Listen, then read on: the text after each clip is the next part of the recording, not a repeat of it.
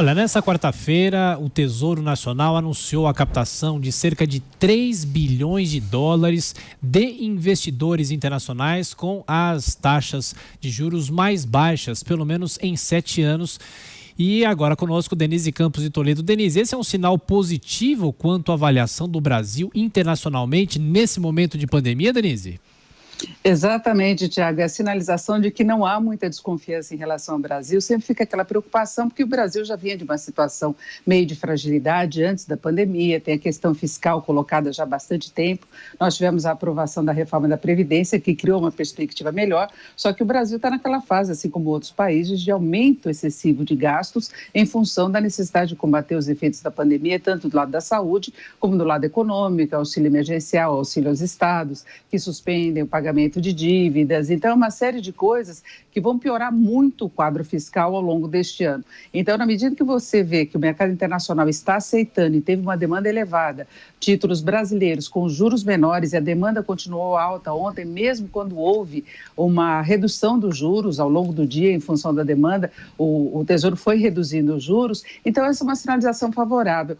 O único ponto que não é tão favorável assim é que aumentou a diferença em relação aos valores pagos, os juros pagos pelos títulos americanos, mas que são considerados de juros zero. Nós estamos de risco zero.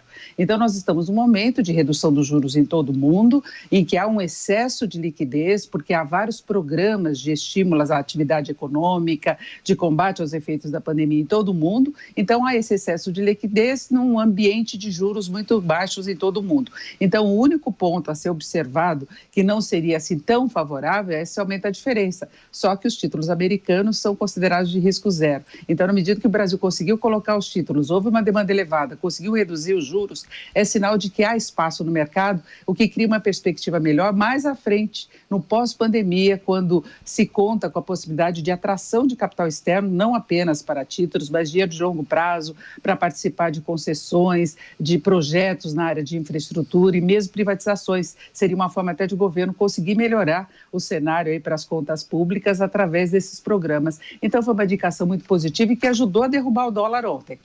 Rapidamente, Denise, você já falou do dólar e o mercado financeiro hoje. Hoje é um dia de ajustes. Por que o mercado mudou um pouco de humor, hein?